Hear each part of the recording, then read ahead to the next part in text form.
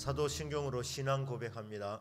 전능하사 천지를 만드신 하나님 아버지를 내가 믿사오며 그 외아들 우리 주 예수 그리스도를 믿사오니 이는 성령으로 잉태하사 동정녀 마리아에게 나시고 본디오 빌라도에게 고난을 받으사 십자가에 못 박혀 죽으시고 장사한 지 사흘 만에 죽은 자 가운데서 다시 살아나시며 하늘에 오르사 전능하신 하나님 우편에 앉아 계시다가 저리로서 산자와 죽은 자를 심판하러 오시리라.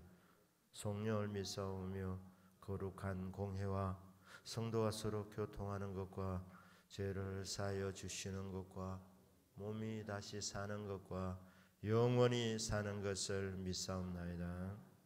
아멘. 찬송가 95장 부르겠습니다. 95장입니다.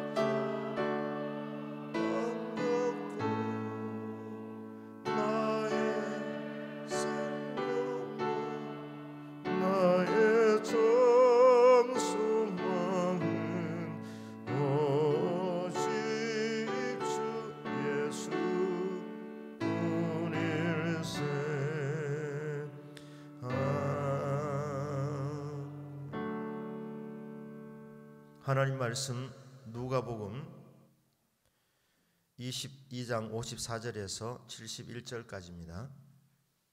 신약성경 136페이지입니다. 누가복음 22장 54절에서 71절까지입니다. 한 절씩 교독하겠습니다. 제가 54절 말씀을 읽겠습니다. 예수를 잡아 끌고 대제사장의 집으로 들어갈새 베드로가 멀찍이 따라가니라.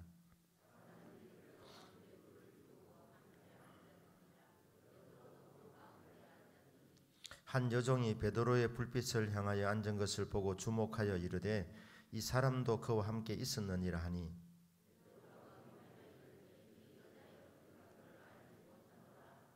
조금 후에 다른 사람이 보고 이르되 너도 그 도당이라 하거늘 베드로가 이르되 이 사람아 나는 아니로라 하더라.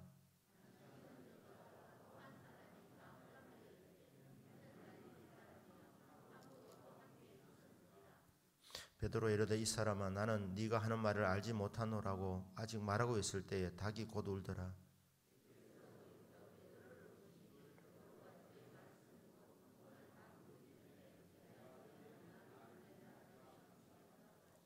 밖에 나가서 심히 통곡하니라. 그의 눈을 가리고 물어 이르되 선지자 노릇하라. 너를 친자가 누구냐 하고 날이 새매 백성의 장로들 곧 대제사장들과 서기관들이 모여서 예수를 그 공회로 끌어들여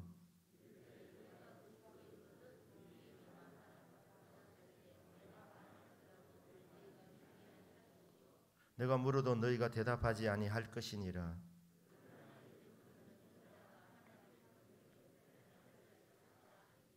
다 이르되 그러면 네가 하나님의 아들이냐 대답하시되 너희들이 내가 그라고 말하고 있느니라.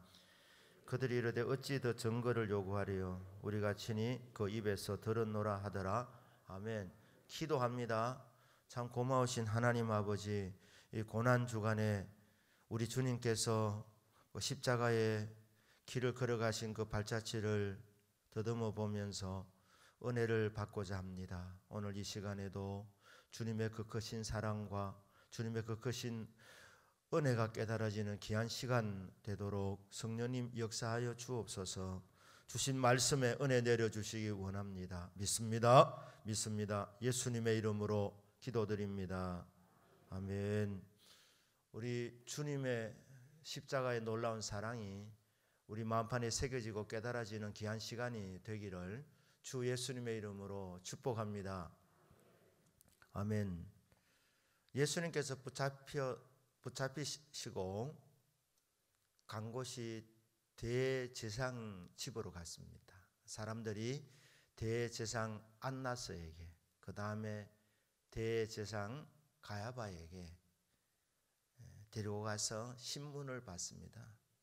거기서 끝나지 않고 그 다음에 산헤드린 공회가 열립니다. 그게 66절에 보면 날이 새매 백성의 장로들 곧 대제사장들과 서기관들이 모여서 예수를 그 공회로 끌어들였다. 이 공회가 산헤드린 공회입니다. 대제사장과 대제사장들이죠. 왜냐하면 그때는 장인도 대제사장이었기 때문에 안나스와 가야바 그리고 서기관들이 모여가지고 산헤드린 공회를 엽니다. 질문이 있었습니다. 질문이 뭐냐? 네가 그리스도냐? 참 이게 좋은 질문입니다. 왜 좋은 질문이냐? 예수님이 메시아냐? 이 질문입니다. 구약 성경에 약속되어지는 바로 오리란 그 다윗의 후손으로 오는 왕이신 그리스도, 기름 부음 받은 자냐? 이 확실하게 믿어지고 깨달아지면 구원에 이르게 되는 놀라운 지식입니다. 그런데 이 질문을 던진 이유는 믿기 위해서가 아니라 예수님을 잡기 위해서. 예수님이 메시아라고 왕이라고 그렇게 하면 로마 당국에 이렇게 넘길 수 있겠다는 생각으로 이렇게 던진 질문입니다. 예수님의 함정을 놓기 위해서 던진 질문입니다. 예수님께서 이렇게 말씀합니다. 예수님께서 답하지 않겠다. 왜냐하면 내가 말할지라도 너희들이 안 믿을 것이고 듣지 아니할 것이고 또 내가 질문을 던져도 너희들이 불리한 것은 답하지 않았지 않느냐. 몰라서도 답을 못하는 질문도 있었고 왜냐하면 그들의 눈이 가려져 있었기 때문에 주님께 던지는 질문을 잘 이해를 못한 부분도 있었고 어떤 경우는 답을 하고 싶어도 자기들이 불리한 것 같으면 답을 하지 않았습니다. 우리 예수님은 사람의 중심을 다 보셨기 때문에 아셨기 때문에 이 질문의 의도를 알기 때문에 나 답하지 않겠다. 너희들이 내가 진리를 말한다고 해서 믿을 것도 아니고 또 내가 질문한다고 해서 너희들이 답할 것도 아닌 걸 내가 알고 있기 때문에 답하지 않을 것이다. 하지만 간접으로 답합니다. 이제부터는 인자가 하나님의 권능에 우편에 앉아 있으리라. 여기 인자라는 말은 예수님이 즐겨 사용하셨던 자신이 메시아, 사람의 아들이라는 말은 사람의 아들로 완전한 인간이기도 하지만 다니엘서 7장에 보시면 구름을 타고 인자가 오시다 말씀했기 때문에 메시아라는 간접적인 대답도 되었습니다. 성경을 아는 이 대세상들과 서기관들에게 답입니다. 내가 바로 그 인자다. 구름을 타고 온다는 바로 그 인자다. 하나님의 권능의 우편에 앉아 있으리라. 그럼 뭐라고 말합니까? 그러면 네가 하나님 아들이네. 맞지? 이렇게 묻습니다. 주님 뭐라고 말씀합니까? 너희들이 말한 그대로 그게 답이다. 이렇게 말씀을 하고 있습니다. 그들이 말합니다. 그들이 원했던 답을 얻었기 때문에 어찌 더 증거를 요구하리요? 우리가 친히 그 입에서 하나님의 아들이라는 말을 들었다. 친히 말한 것이 아니라 너희들이 그리 말하는 것이 바로 그게 답이다. 이렇게 자기들의 말을 그대로 인용한 것밖에 없지만 우린 증거를 잡았다. 이렇게 말을 했습니다. 주님께서는 사람의 마음을 아셨기 때문에 속지 아니하셨습니다. 그들을 의지하지 않았습니다. 의탁하지 않았습니다. 이 모든 과정에 우리 주님의 관심은 주님의 제자들에게 있었습니다. 주님의 자녀들에게 있었습니다. 베드로입니다. 베드로가 멀찍이 쫓아온 것을 주님은 아셨기 때문에 베드로에게 관심이 있었습니다. 자, 베드로의 행적입니다. 대제사장에게 이제 보이기 위해서 사람들이 예수님을 데리고 갔는데 거기 베드로가 따라왔습니다. 멀찍이 따라왔습니다. 처음에는 도망갔다가 제자들이 다 도망가 버렸는데 그래도 베드로는 그나마 나았습니다. 따라온 것입니다. 멀찍이 혹시 또 불리해지면 도망갈 생각을 했지만 그래도 따라왔습니다. 근데 날씨가 굉장히 추웠습니다. 사람들이 이 제사장의 이 집의 이 뜰 가운데 불을 피우고 함께 앉아 있었습니다. 베드로도 추워서 그 가운데 불을 쬐며 앉아 있었습니다. 그런데 세 사람이 이렇게 얘기합니다. 안면이 있다. 너 예수와 같이 있었지. 세 사람이 이렇게 얘기하는데 베드로는 망설이지 않았습니다. 주저하지 않았습니다. 그는 살기 위해서 본능적으로 즉각 답했습니다. 참 어리석은 사람이었습니다. 살기 위해서 예수님을 부인하다니. 사람들 앞에서 나를 부인하면 나도 그날에 너를 부인할 것이고 사람들 앞에서 나를 시인하면 나도 시인할 것이라. 그렇게 주님께서 몇 번이나 말씀을 하셨는데 자기 살아보겠다고 나 그 사람 모릅니다. 3번이나 망설임 없이 즉각적으로 대답을 했습니다. 그때 예수님 말씀하신 그대로 닭이 3번 울었습니다. 그 순간 예수님께서 베드로를 돌이켜 보셨습니다. 그 주님의 눈빛이 어떤 눈빛이었겠습니까? 사랑의 주님께서 베드로를 바라볼 때 예수님의 눈에서 레이저 광선이 나왔겠습니까? 그렇지 않습니다. 우리가 알기에 예수님은 사랑의 왕이십니다. 베드로를 바라보는 그 눈빛, 베드로의 약함을 아시는 그 사랑의 눈빛, 그 눈빛을 베드로에게 비칠 때에 베드로가 그때 주님의 눈동자와 마주치게 됩니다. 그때의 말씀이 생각났습니다. 오늘 닭 울기 전에 네가 3번 나를 부인하리라. 주님께서는 지금 신문을 받고 있었기 때문에 멀리 떨어지는 베드로에게 지금 말씀을 하실 수 없는 상황, 또 이 말씀을 하면 오히려 역효과가 날 수도 있기 때문에 주님께서는 사랑의 눈으로 그냥 베드로를 바라보셨습니다. 그리고 간접적으로 베드로에게 이미 말씀을 주셨기 때문에 성령의 역사를 통해서 주님께서 말씀을 주셨습니다. 그 말씀이 뭡니까? 베드로야, 네가 장담하지만 오늘 밤 닭이 3번 울기 전에 네가 나를 부인하리라. 이 말씀이 생각나게 주님이 말씀하시는 겁니다. 간접적으로. 그것만 말씀하신 것이 아니라 네가 그렇게 나를 부인하지만은 그 이후에 돌이켜서 내 형제를 굳게 하라. 베드로야, 너는 넘어졌지만 그러나 너는 다시 일어난다. 내가 너 믿음이 떨어지지 않기를 기도해 놓았다. 그렇기 때문에 걱정하지 말고 돌이켜라. 돌이킨 후에 내 형제 자매를 굳게 세워주는 일을 해라. 이 말씀들이 계속해서 베드로의 가슴을 때립니다. 그때에 밖에 나가서 심히 통곡하는 것입니다. 정죄하지 아니하시는 예수 그리스도. 정말 3번이나 마지막에는 저주까지 하면서 예수님에 대한 호칭도 좋지 못했습니다. 자기가 결백하다는 것을 보이기 위해서, 살기 위해서 예수님에 대해서 아주 험한 말을 하면서 나는 모릅니다.